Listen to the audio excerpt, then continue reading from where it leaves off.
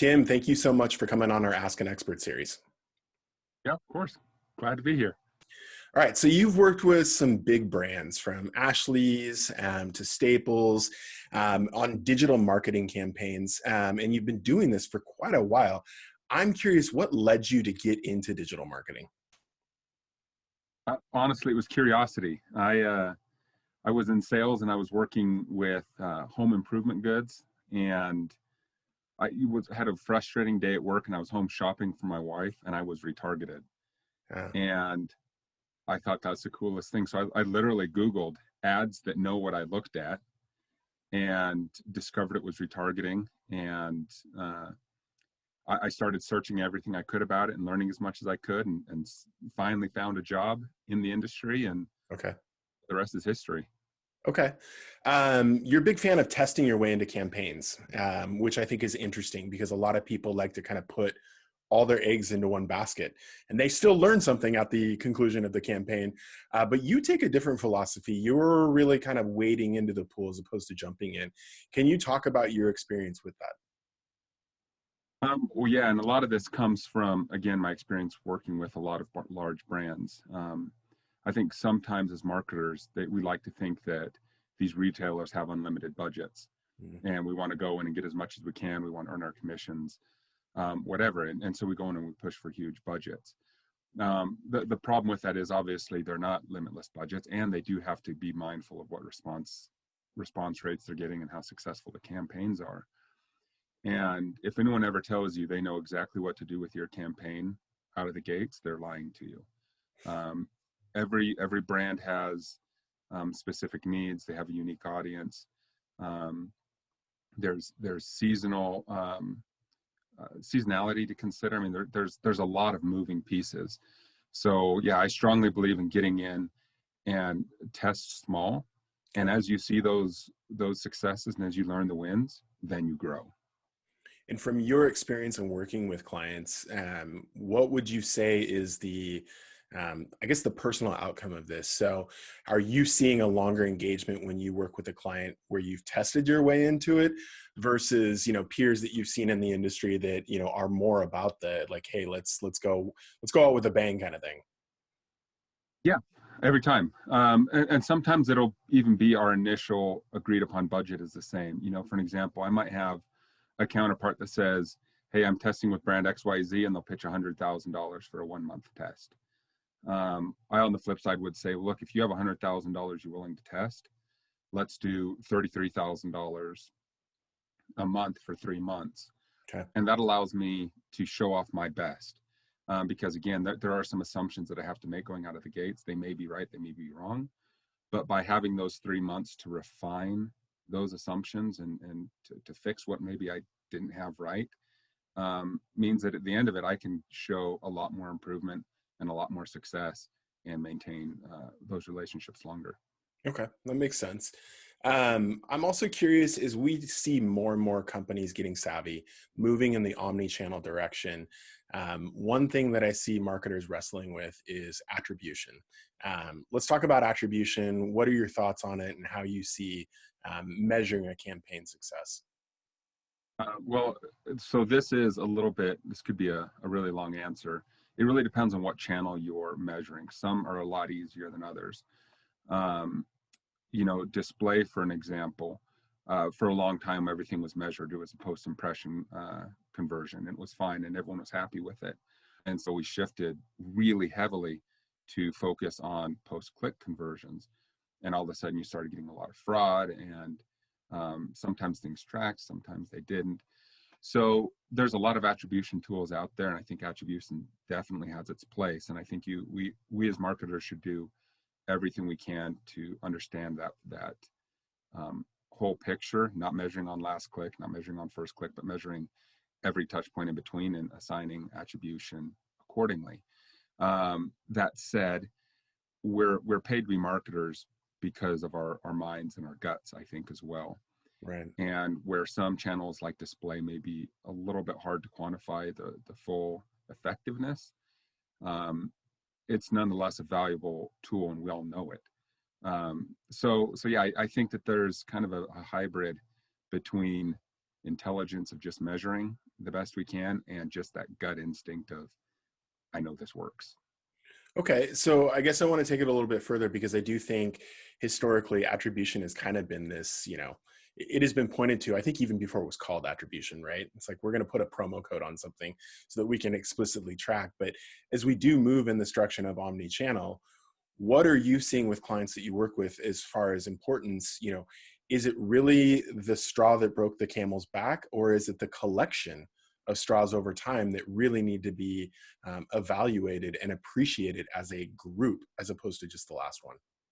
Yeah, more and more, I think people are moving to the multi-touch attribution. Yeah. Now that said, we can't completely discount post-click conversions because that's what's built our e-commerce world, right? And so we can't throw it all out and say it's completely worthless. But yeah, if you can measure multi-touch, you're going to be better off, because the problem is the first guy never gets credit, and the first guy is the one that's originating all the new revenue for you. There's a lot of brand, I'm not gonna name sites, but there's a lot of sites that we all go to, right, where we last minute Google and we say coupon for XYZ company. Right. Well, that I'm sorry, they shouldn't get 100% attribution because they gave me 10% off the thing I was going to buy anyway. So you have to understand where that purchase actually originated, and look at all those influencers along the path before I actually took that discount. And I think most brands are recognizing that today. It's just kind of tricky to get a really crystal clear picture of what happened. Okay. I want to shift gears a little bit, and I want to talk about geofencing. Marketing technique that's been around for a while, but some recent advancements have made it much more compelling compared to how it was a few years ago. So what are you seeing there? Yeah, so first I should say I'm a huge fan of geofencing, and I always have been. But if we would have had this conversation a couple of years ago, basically what I would tell you is like, look, you pick a point, and we're going to draw a circle around it. Whether it's 100 feet or 100 yards or whatever, and anyone that crosses that circle, I'm going to start to target with ads. Right? They cross this geofence, and it was good, but it wasn't perfect. You can imagine if I'm trying to sell clothing and I pick out a particular retail store, whether it was my own or a competitor's, that big circle is going to include a parking lot. It might include a couple of fast food restaurants, and I'm serving ads to people that aren't really the audience I'm going for. So now we can get a lot more specific now, where now not only can we draw walls, I mean, we can literally look at a building and say, we know that these are the 4 walls, Right. and anyone that crosses those, I'm going to serve specifically to those users or those shoppers. We can even drill further now and say, that's great that they're shopping with us, but still, are they the demographic I'm looking for? And we can start to eliminate and say, for example, are they a pet owner, or what, do they have a certain income, and really refine that geofence to be a really specific audience still. Okay, fascinating. I guess with this granularity, what are some of the strategies that you guys use to go to market to help businesses? Yeah, well, I'm thinking of coining these phrases because I think they're pretty good. But I think there's affinity acquisition. And affinity acquisition is kind of that shared, that shared affinity, right? So for an example, we might look at and discover that people that like Nikes for tennis shoes might also like, I don't know, a certain restaurant, right? They might like Red Lobster. And if we can discover some of those affinities, what we can then do is say, well, look, anyone that goes to a Red Lobster in this certain zip code, we're going to serve them Nike ads. And so you can discover some of those affinities, and that might be a really poor example, but there's all sorts of brand affinities out there that are totally open for discovery. The other would be competitor conquesting, and that's just what it sounds like, right? As a retailer, we'll use Macy's and Nordstrom's as an example, right? I guess there's probably a lot of people that shop at both of those stores. So if I were Macy's and I wanted to acquire new customers, I might look and say, look, anyone that shops at Nordstrom's, I'm going to serve them ads and try to bring them bring them into the fold, if you will. And then finally, the other strategy I think that isn't getting near the legs that it ought to is what I would call four-wall retargeting. Okay. And what that is, it's like everyone knows what website retargeting is. Someone comes to your site, you want to keep serving them ads. It just makes perfect sense to us. But then someone comes to our store and we let them leave without talking to them again. But because geofencing can be so pinpoint accurate, Yep. we can say anyone that crosses our threshold with a mobile device, of course, we're going to continue to serve them ads. So depending on what your return customer rates are, you can say, look, I know that most of my best customers come back in 4 weeks.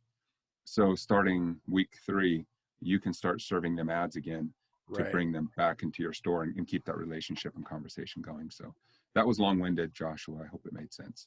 No, it totally does. So it sounds like you've got flexibility to set the cadence and to set the frequency as far as how long, because I think that's an important factor. Someone that's going to Nordstrom's, they're maybe not going to Nordstrom's every single day, but someone that's going to Red Lobster is probably going out to eat at least once or twice a week. So the different cadence, you've got that flexibility to be able to set those differently.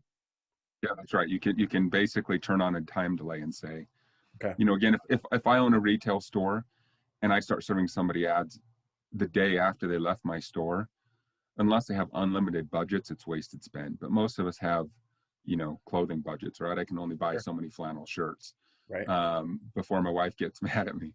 So, yeah, I mean, if they put a delay on it though and said, hey, we're going to serve him, ads a month later, well, then it makes a lot more sense. But to your point, a restaurant might be something where they say, look, let's get them to come back every 2 or 3 weeks. Okay. How many clients do you think are or should be adopting all three of these, or are there instances where they should just be really focusing on one? Like, hey, maybe retargeting. We're really good at what we do, so maybe retargeting is all we need to do to just keep that clientele, top of mind. Well, so it depends on whether we're talking strictly e-commerce or if we're talking brick and mortar. If we're talking brick and mortar, and e-commerce on this one, I think everyone should be doing retargeting. Yeah. But if you have a retail store, especially in today's climate where so many people are uncomfortable going out and shopping, I think those who are willing are raising their hand really tall, and you would be a fool not to be retargeting those people. Right. Likewise, if you have a brick and mortar store, you can identify people that are willing to shop, and again, raising their hand saying, either I'm not scared of the virus or I'm wearing a mask or whatever. Sure. And they're saying, I'm a shopper. I think you're a fool if you don't try to target those people and get them to go to your retail store. We like to look at coronavirus as being the thing that's breaking brick and mortar right now, or retail, but it's been struggling for years and years and years. Right. And so I think those two strategies in particular, if you have brick and mortar, are very important. Affinity is, I think, from a brand that has a stronger appetite, right? Someone who wants to be a little bit more creative. I don't think that everyone should do it. But if you've got an appetite to really do some neat testing and find an audience that you maybe would ignore otherwise, it's a smart strategy. If you like this segment, make sure you smash the thumbs up button and subscribe. That way you'll automatically be notified the next time our new episode drops. Stay safe and keep propelling your business forward.